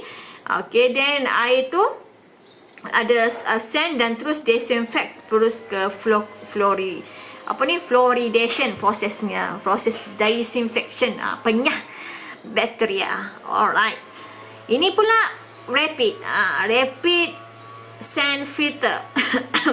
Okay, exchange filtration rate 100 times greater compared to slow sand filter with the assistance of the several feature. The most important of these feature are a filter bed of granular that has been processed to a more uniform size than typically found in nature. Okay, the use of coagulation to precondition of water. Okay, boleh tengok kat dalam ni. Okay, ni proses mechanical dan hydraulic system. Air masuk kat sini, dia akan filter di sini secara cepat dan terus ni filter media dia dan terus masuk keluar kat sini. Sama juga ini adalah proses cleaning, iaitu proses backwash ni lah. Dia akan keluar air kat sini. So dia akan berlaku backwash pada semula untuk due to remove the clogging particle lah. Alright. Okay, ini adalah proses, lepas proses filtration tadi, kita pergi ke proses disinfection. Proses disinfection ni apa pula? Penyah bakteria ni kan. Destruction of the vegetation pathogen. Kita tak nak berlakunya pertumbuhan pathogen bakteria di dalam kita punya air dan juga di dalam kita punya dalam sistem lah. Okay, not sterilization with implied destruction of all life forms, microbe, spore, cyst, virus dan sebagainya. Autoclaving membrane filtration. Dia adalah physical method. Apa metodnya? Yang pertama, membrane filtration. Radiation, iaitu UV, X-ray, gamma ray. Ni mahal sikit ni lah. Sebab kalau kawan saya, dia ada proses-prosesnya. Ni kawan saya pernah buat. Namanya Cik Reha. Okay. Dia buat chemical method, iaitu disinfectant. Dia gunakan chlorinated compound, iaitu chlorine, chloramines, chloride dan dioksida. Proses ni memang mahal, tetapi dia sangat berkesan untuk kita proses disinfection, untuk sebelum kita agihkan air kepada consumer. Ada juga ozon. Ozon pun sama. Ozon pun mahal. Ozon pun mahal. Saya pernah pergi ke, tak silap saya lah, ozon ni pernah digunakan di IWK Jelutong, tak silap saya. Saya pun tak ingat. Tetapi mereka menggunakan ozon, tak silap saya. Tapi mahal lah. Prosesnya tu mahal dan maintenance pun mahal lah. Tapi benda ni dipraktikkan untuk apa? Untuk kita memberikan jaminan air yang berkualiti kepada consumer. Saya ni sebagai duta lah pula. Okay. So, seterusnya potassium permanganat pun sama. In the disinfection process, hydrated lime used for adjusting pH value and fluoride to prevent tooth decay. Ni. Satu lagi, dalam proses disinfection ni, dia menggunakan hydrated lime untuk dia-adjustkan pH sampai dalam pH natural. Okay. Dan juga untuk mengelakkan fluoride to prevent tooth, kita punya gigi ni supaya tidak kukuh lah, tidak berkarat, tidak berkarat pula, terhakis lah macam tu. Sekarang fluoride kan, sebab tu kalau bergigi kan ada fluoride di dalamnya kan. Okay, macam tu juga. Okay, disinfection ni adalah, tengok ni kat sini, chlorine remain the most popular. Kenapa? Kenapa chlorine ni sangat penting? Okay, yang pertama adalah potent germicide. Okay, high oxidation potential. Residual in distribution system. Chloramine can do the same, but it is less powerful oxide. Dan juga taste dan juga odor. Okey, rasa dan bau dia boleh kita kontrol. Yang seterusnya adalah biological growth control dan juga chemical control. Yang seterusnya boleh baca kenapa kita gunakan klorin ni? Sebab kita kan pertama potent germicide, high oxidation potential. Yang kedua, kita boleh kontrol rasa dan juga bau. Yang ketiga adalah biological growth control dan yang keempat chemical control. Alright. Seterusnya, tetapi apakah kesan-kesan penggunaan klorin di dalam proses desinfection? Yang pertama, hazardous material. Klorin memang sesuatu yang berbahaya lah, sebab dia adalah bahan kimia.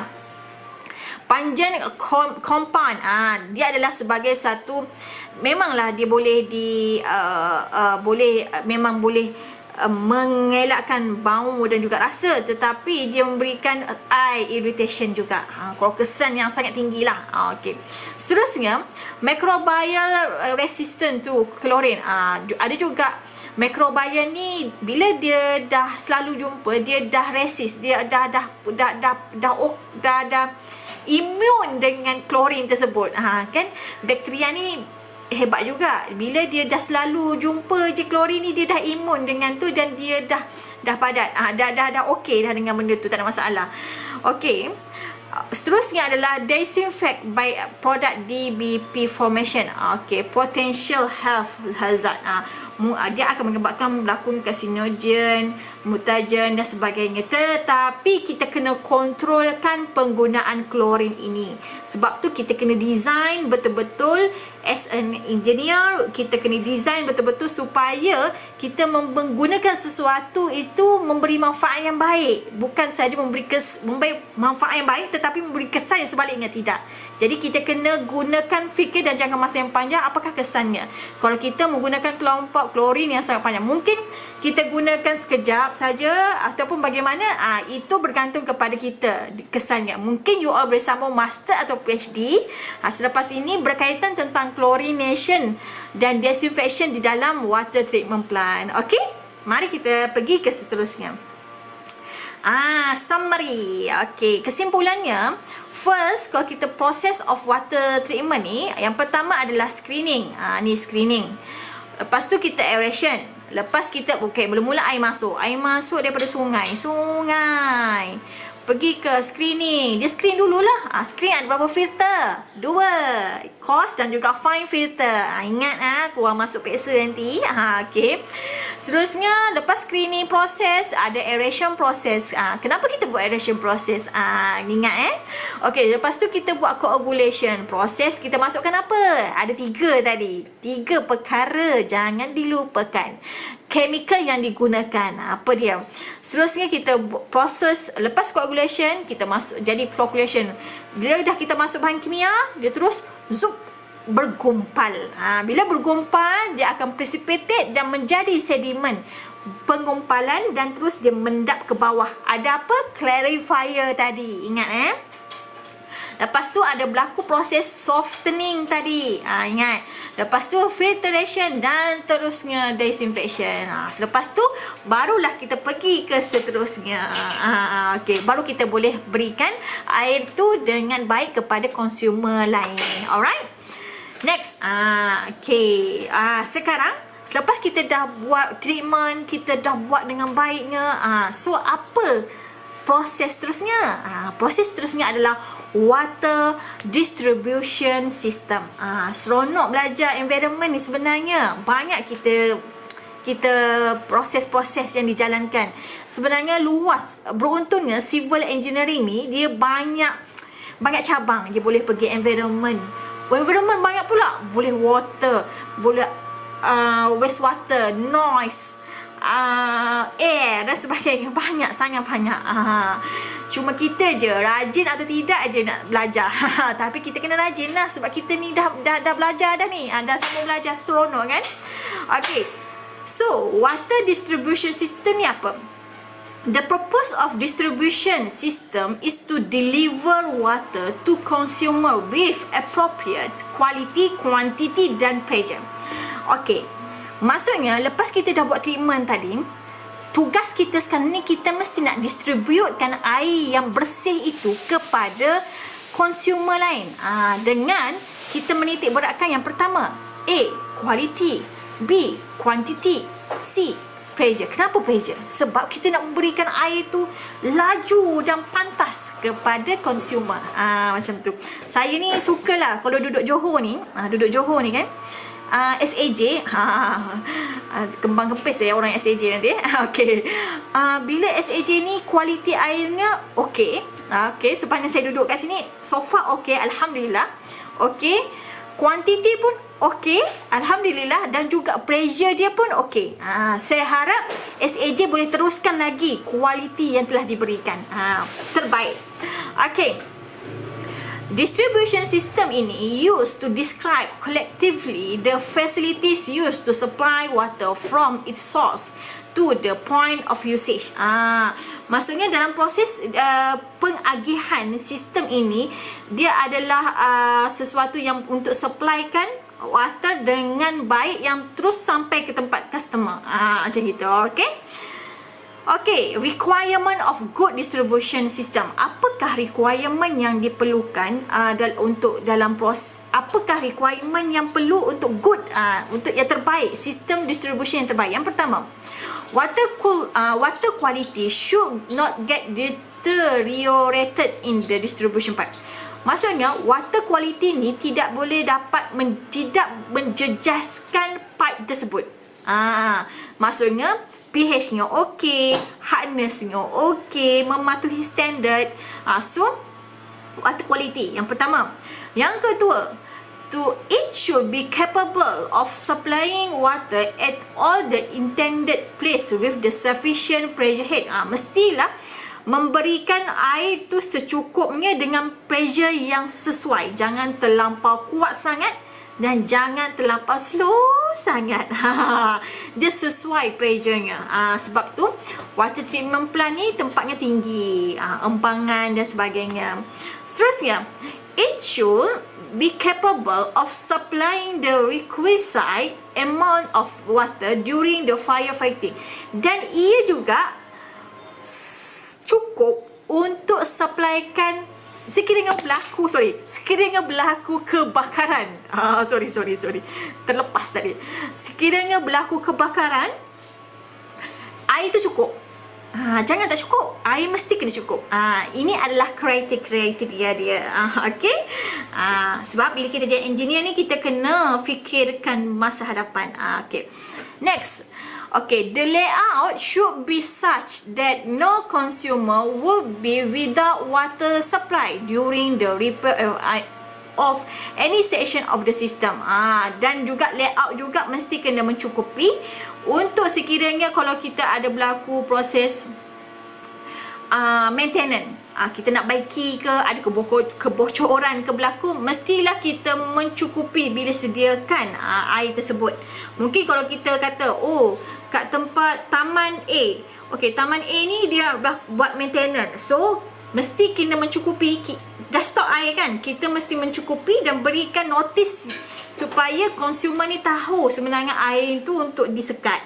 Okey, next, all the distribution pipe should be preferred laid 1 meter away above our silver line. Dia kata kat sini, semua distribution pipe should be preferred laid 1 meter. Mestilah lebih 1 meter, okey, ataupun lebih 1 meter ataupun lebih 1 meter daripada silver line. Maksudnya daripada tempat air sisa kumbahan tersebut. Memanglah sebab tak nak berlaku proses infiltration menyebabkan terganggunya kualiti air.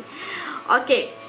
It should be very watertight as to keep loss due to the leaking to be minimum. Okey, dan juga mestilah tak nak berlaku proses leaking, kebocoran yang berlaku di dalam proses pipe tersebut. Alright. Okay, layouts of distribution network. Okay, the distribution pipe are generally laid below the road pavement. Memang pun dia berada, distribution tu berada di bawah pavement air. Pavement jalan raya, di bawah lapisan jalan raya. As such, does layout generally follow the layout of road. Memang pun di dalam lapisan jalan raya tu memang adanya saluran air untuk didistributekan kepada consumer. There are in generally 4 different type of pipe network. Any one which either singly or in combination can be used in particular place. Okay, ini adalah jenis-jenis pipe yang digunakan untuk distribution. Hafal lah ni, mana tahu keluar dalam exam kan? Yang pertama, A, dead end system, tree system. Okay. Yang kedua, radial system. Okay. Yang ketiga, grid iron system. Yang keempat, ring system. Okay. Mari kita lihat satu persatu. Kita tengok dulu. Okay. Dead end system ni adalah sesuai for all town and cities, having no different pattern of road. Ini adalah bagi dead end or tree system.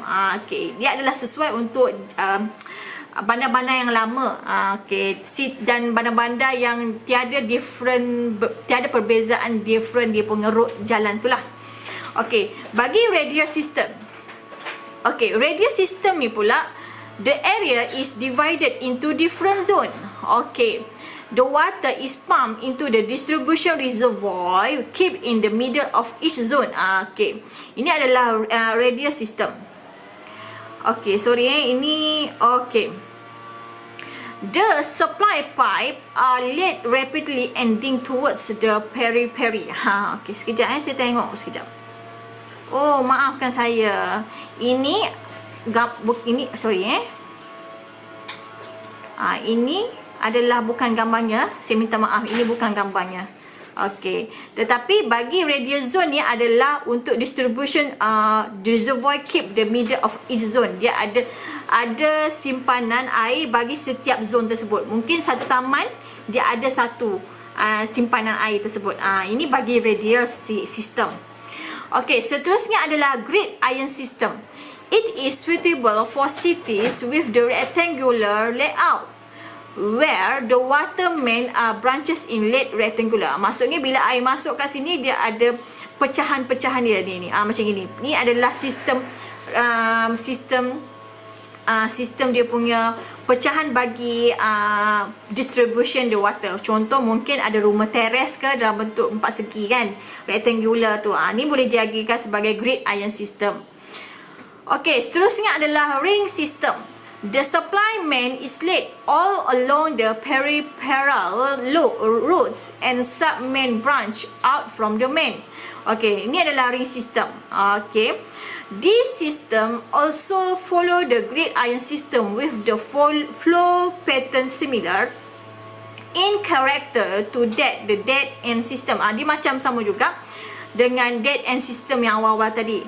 So, determination of the size of pipe is easy. Ini pun sangat penting juga. Dia boleh masuk kat sini, air masuk, dan dia boleh distribute kat sini, dan boleh juga corner balik kat sini untuk supply water kepada pada consumer. So, ada 4 perkara tadi kan. Yang pertama adalah dead end system. Yang kedua adalah radial system. Yang ketiga adalah grid iron system. Yang keempat adalah ring system. So kalau mas keluar dalam exam, so boleh faham, boleh ingat. Okey, ini pula methods of the water distribution. Yang pertama, kenapa kita nak ada kaedah-kaedah ni? Kaedah ni adalah for efficient distribution system, adequate water pressure required at various point. Mestilah kita nak berikan air yang cukup, dia punya tekanan dia tu memberikan kepada setiap point tersebut. Okay, depending upon the level of source, topography of the area and other local condition, the water may be forced into the distribution system. Okey, distribution system ni bergantung kepada yang pertama, gravity system, pumping system dan juga combined gravity and pumping system. Okey, mari kita pergi seterusnya. Okey, gravity system ni suitable when source of the supply is at sufficient height. Ini adalah kena hafal lukisan ni. Ini adalah gravity system. Suitable when source of the supply is at sufficient height. Memang dia sesuai pada sufficient, ketinggian yang sesuai. most reliable and the economical distribution. Ya, betul. Bila kita distributekan air itu mengikut kepada sistem gravity, dia akan memberikan distribution system tu dengan lebih ekonomi lah, sebab dia secara automatik dia akan turun air tu. Okay. The water head available at the consumer is just minimum required. Okay. Next, the remaining head is the consumed in the frictional and the other losses. Contoh yang ini ini adalah groundwater. Okay, groundwater, air ambil pump air kat sini. Okay, lepas tu dia pun check air kat sini okay ke tak, water storage. Lepas tu dia beri kepada consumer. Macam mana dia berikan kepada consumer? Melalui sistem gravity. Sebab ni tinggi, so dia boleh memberikan air secara kepada consumer. Ni sebagai gravity system. So kalau ada lukisan, dia minta lukis, apa maksud gravity system, dan berita lukis, so you tahu macam mana nak lukis. Okay, ini pula pumping system. Pumping system adalah treated water is directly into the distribution main out storing. Also called pumping without storage system. Okay, high lift pump are required. Memang pun. If power supply fail, the complete stopping the water. Ini adalah disadvantage-nya. Sekiranya power supply tak ada, so automatically dia akan stop untuk supplykan water. Okay, this method is not generally used, tidak selalu digunakan. Tempat-tempat saja. Contoh yang ni, ini adalah groundwater. Ni ada telaga ni kan. So dia generatekan menggunakan solar ni. Solar.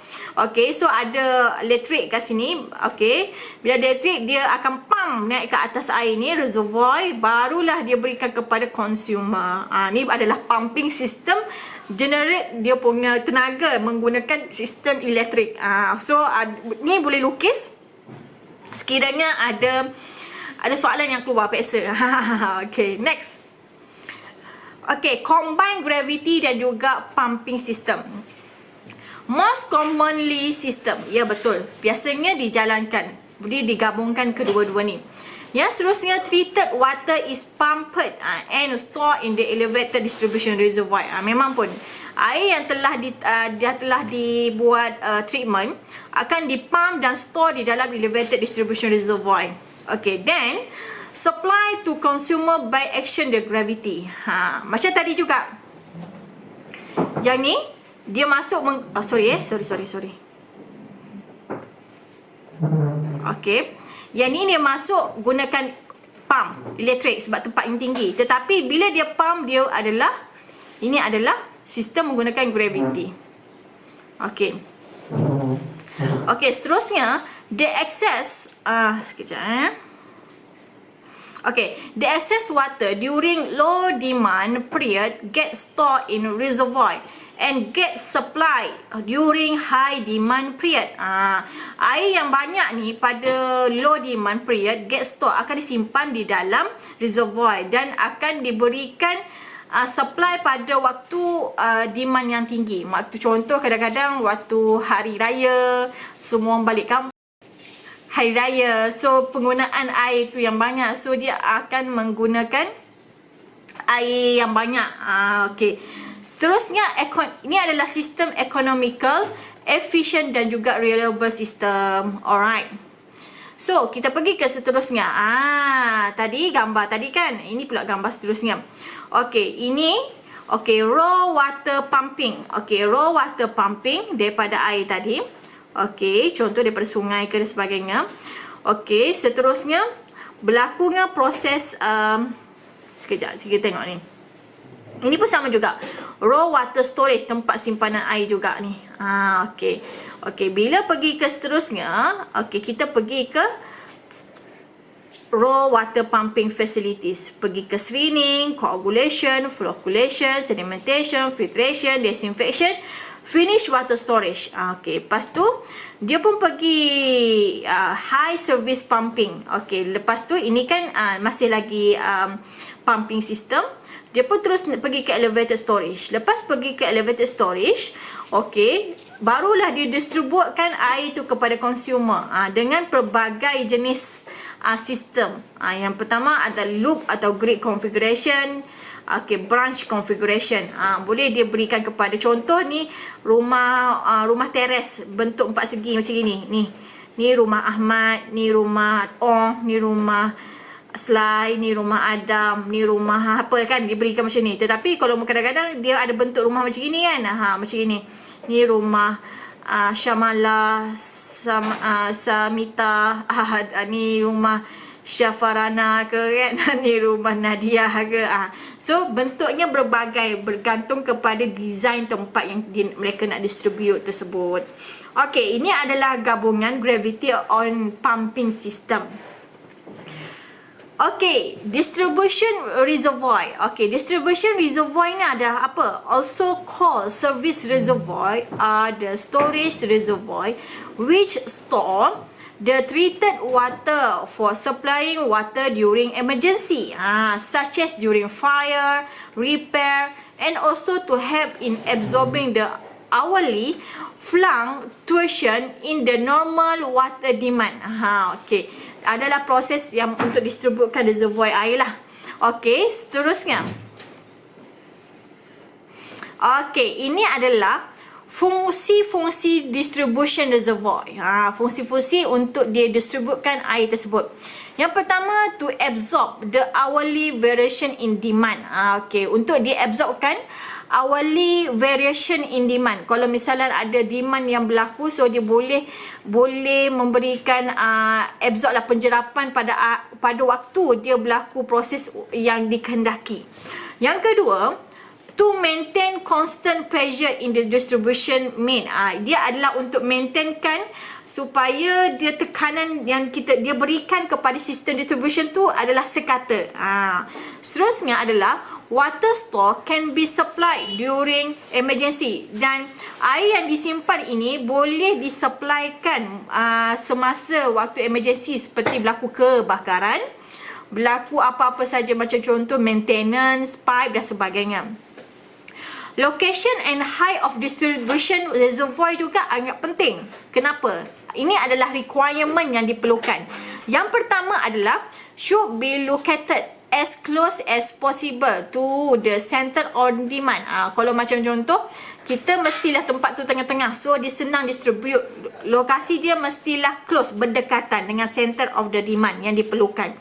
Water level in the reservoir must be at sufficient elevation to permit gravity flow at an adequate pressure. Mestilah dia adalah tempat ketinggian yang sesuai dengan gravity flow, dalam aliran water yang sesuai lah, adequate pressure. Okay, so kita pergi ke seterusnya. Okay, water distribution system. Okay, depending upon their elevation with the respect to ground, it may be classified into, okay, water distribution system ni ada dua lah, bergantung kepada dua, iaitu pertama adalah surface reservoir, yang kedua adalah elevated reservoir. Okay, ini kena hafal kalau di soalan ditanya. Okay, seterusnya, okay, water distribution system. Ini adalah dia punya tangki yang ada yang wujud. Mesti you all pernah tengok benda ni. Okey, ada bentuk 4 segi macam gini, ada bentuk yang bulat circular macam gini, ada 4 segi macam gini, rectangular. Seterusnya ni adalah bentuk circular. Okey, ketinggian begini, tangki begini dan macam ni. Ini selalu kita jumpa kan. Ni apa ni? Gambar Syabas ni, tak silap ni. Okey. Syabas, SAJ pun sama. SAJ saya rasa saya nampak macam ini. Bentuk macam ni. Tapi dia bukan dari hitam macam ini. Ada di putih. Macam itulah dia buat konkrit. Alright. Mari kita tengok kat surface reservoir. Okay, surface reservoir ni, these are called ground reservoir. Dipanggil sebagai ground reservoir. Most circular or rectangular tank. Biasanya dalam bentuk circular ataupun rectangular. Okay, underground reservoir are preferred especially when the size is large. Okay, biasanya untuk size yang besar lah. This reservoir are construct on high natural ground and are usually made of stone, brick, plain and reinforced cement. Biasanya ini surface reservoir. Okey. Kalau soalan ditanya apakah ciri-ciri surface reservoir, saya boleh jawab lah ya, senang saja. Okay, the side wall are designed to take up the pressure of the water when the reservoir is full and the earth pressure when it's empty. The position of groundwater table is also considered while designing this reservoir. The floor of this reservoir may constructed with the reinforced RCC, digunakan simen untuk developkan surface reservoir ini. Okay, to obtain surface reservoir ini adalah to obtain water tightness. Bitumen compound are used at all construction joints. At the top of roof, about 60 cm thick earth layer is deposited and maintained green lawns to protect the reservoir from the cool and heat. Memang pun dia nak mengelakkan daripada berlakunya sejuk dan juga proses panas lah. Tempat lokasi tu macam mana. Okay. Dan seterusnya, for aeration of water and inspection, ventilation pipe and stair are provided. Memang sebab ni tempat yang tinggi. Okay, tangki dia tinggi. So, bila tangki tu tinggi, dia akan ada proses aeration. Ada juga inspection dan juga ventilation dan juga mesti kena ada tangga sebab berlakunya proses-proses untuk mereka buat maintenance dan check air tersebut. Okay, seterusnya surface reservoir. Yang pertama ni, okay, type dia adalah RCC tank. Ni macam ni RCC tank. RCC tank ni bermaksud reinforced cement concrete. Tank are very popular because they have long time. Yes, very good. Okay, the little maintenance and decent appearance. Dan cantik kan? Dia punya appearance tu cantik. Okay, seterusnya, type yang kedua adalah, sekejap GI tank. Ataupun dipanggil sebagai galvanized iron, GI. Tank are generally in rectangular or square in shape. Okay. Nowadays, GI tank are not preferred because kenapa? Life of the tank is short. Sebab dia dalam bentuk macam ini, iron ni. Okay. Corrosive of metal, memanglah bila dah kontak dengan air, hujan dan sebagainya, dia akan berlaku proses peruputan hakisan dan sebagainya. Okay. Seterusnya adalah maintenance cost may be more. Lepas kita nak baiki, takkan kita nak cat, nak bersih, nak tu sebagainya. Dan nanti isinya dalam dia nanti memberikan air yang kesan air berkarat lah. Okay. Faham kan? Seterusnya adalah HDPE, High Detention Polyethylene Tank. Ni macam ni. HDPE. Nowadays, HDPE tank are very popular for storing less quantity of water. Perasan tak? Kalau kita kat kampung-kampung ke apa kan, kita ada tangki macam ini.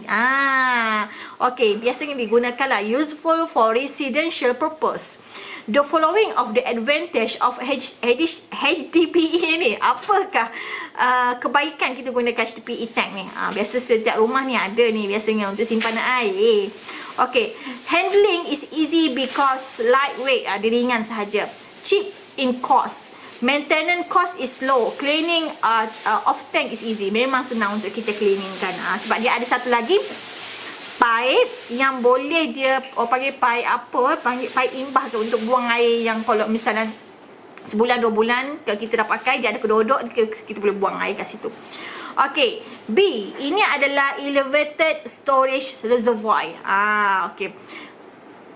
Elevated storage reservoir, ESR, also referred as an overhead tank, are required at distribution area, which are not governed and then controlled by gravity system. Kalau ini untuk pasal gravity lah sistem. Dia akan menggunakan gravity system untuk distribute kan. These are rectangular ada, circular ada, elliptical in shape pun ada. If the topography of the town not suitable for under gravity, the elevated tank of reservoir are used. Memang pun ini adalah sesuai lah sekiranya untuk tempat gravity, tetapi sekiranya topografi ni tidak sesuai untuk under gravity, so elevated tank or reservoir juga sesuai untuk digunakan sebab tempatnya adalah tinggi. Okey. Untuk yang ni pula, they are construct well combined gravity dan juga pumping system waktu dia. Okey, untuk bagi kes ni kita mestilah tempat tu adalah combined gravity dan juga pumping, sebab tempat tu mungkin topografi dia tak berapa okey, memerlukan gravity saja tidak sesuai. So dia perlukan gabungan pumping dan juga combine lah gravity, iaitu pumping dan juga gravity. Okey. This tank may be steel or RCC. RCC is commonly preferred. So okay, boleh menggunakan konkrit. Okay, the accessories of ESR ni adalah inlet and outlet dia, float gauge dia, automatic device, manhole pun ada, ladder pun ada, tangga mesti kena ada sebab mereka nak check air tu, nak buat maintenance dan sebagainya. Ventilator for circulation of fresh air pun ada. Ni contohnya. Okey, pumping system kat sini. Okey, untuk sebab tempat ni kita perlukan tinggi sebab kita nak berikan gravity kan. So kita kena ada pump, air masuk kat sini, terus air keluar kat sini. Ni adalah berlaku proses aeration kat sini. Okey, lepas tu barulah mereka distributekan air ni kepada consumer melalui gravity. Very good. Okay. So, faham Okay, storage. Okay, seterusnya. Storage capacity of distribution reservoir. Okay. The total storage capacity of distribution reservoir is a summation of 1. Balancing storage, breakdown storage, fire storage. Kita bila kita nak simpan sesuatu air tu, ini adalah untuk yang kita kena tahulah. Yang pertama adalah balancing storage, breakdown storage, fire storage. Okey, mari kita pergi. Seterusnya. Balancing storage ni apa? Balancing storage ni adalah the quantity of water required to be stored in the reservoir by equalizing or balancing fluctuating demand against constant supply is known as the balancing store or equalizing the operating store. Alhamdulillah. Okey, bermaksud dia adalah mestilah dia sekata, simpanan tu adalah sekata sekiranya bergantung kepada kita punya demand ni macam mana. Okey, untuk B ni pula breakdown storage. The breakdown storage, sekejap. Okay, the breakdown storage are often called emergency storage. Is the store preserved in order to tide over the emergency post by failure pump, electricity and any mechanism. Okay, kalau misalnya apa-apa berlaku, so kita ada breakdown storage ni. So simpanan air, kalau emergency berlaku, contohnya ada rosak ke apa, so ada tempat simpanan air kita. The value about 25% of the total storage capacity of the reservoir. Ataupun 1.5 ke 2 times of the average hourly supply. Memang ada tempat simpanan air lah. Okay. Okay, seterusnya fire storage. Fire storage ni adalah the third component of the total reservoir. Okay, adalah fire storage. This provision take care of the requirement of water by extinguishing fire.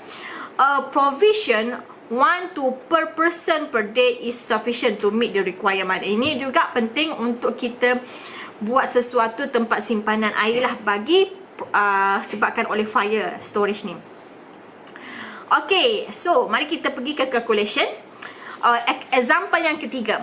When design a booster pump to fill the end elevated tank. Okay, if the tank overflow is 118, what will the pressure at the ground level PSI? Okay, in PSI. So kita kena convertkan 118 ni dalam unit PSI. Mari kita tengok solution dia. Okay, conversion 1 PSI iaitu PSI bermaksud pound per square inches bersamaan dengan 2.31. So 118 feet kena convertkan ke dalam PSI. So 2.31 feet bersamaan dengan 1 PSI. So berapakah nilai PSI bagi 118? So kita berpemohon kira 118 bahagi dengan 2.31 dalam 1 PSI. So dapatlah 51.1 PSI. Okey, senang saja kan? So ingatlah 1 PSI bersamaan dengan 2.31 feet. Alright. Seterusnya, okay, a new house is being built and elevated of 561 feet. With existing booster, you may pump up the elevation of 497 feet. Dia kata, a new house is being at elevation 561 feet. Okay. Maksudnya, rumah yang nak dibuat ni, ketinggian dia adalah 561 feet. Okay. With existing booster, you may pump up the elevation of 491. Dia kata pula, booster ni boleh maksimum pump setakat 497 sahaja. If you are required to provide a minimum pressure of 30 psi to the house. Sekiranya anda hanya diberikan 30 minimum psi untuk berikan pressure.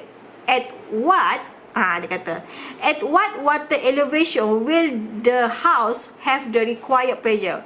Okay, so dia nak tahu berapakah pressure elevated yang diperlukan untuk mencapai air itu sampai. Okay, so 1 psi kita kena convert dulu 1 psi bersamaan 2.31. Ni hafal hafal. Dia tak diberikan ni. Okay. Okay. So, sekarang ni dia kata 30 psi. 30 psi adalah minimum yang telah diberikan. So, kita kena convert 30 psi kepada feet. So, dapat 69.3 feet. Seterusnya, the total elevation head turus air langit for supplying water to the house. 561 ni, okay, 561 kena tambah dengan 69.3 tadi. Yang di convert tadi yang ni. So dapatlah nilai dia adalah 630.3 feet. Untuk dia designkan dia punya pressure yang sesuai untuk pada tahap tersebut, ketinggian tahap tersebut. Okay. So mesti bila kita nak design, kita kena tempat duduk adalah tinggi sikit supaya kita nak design supaya mengikut kepada ketinggian sesuai untuk air tu sampai ke rumah kita. Boleh? Okay, so seterusnya itu saja example yang terakhir. Dah habis dah, macam sekejap je kan. Padahal dah lama kan. Okay, itu saja daripada saya. Soalan tadi cuba fahami dan juga nota pun boleh buat.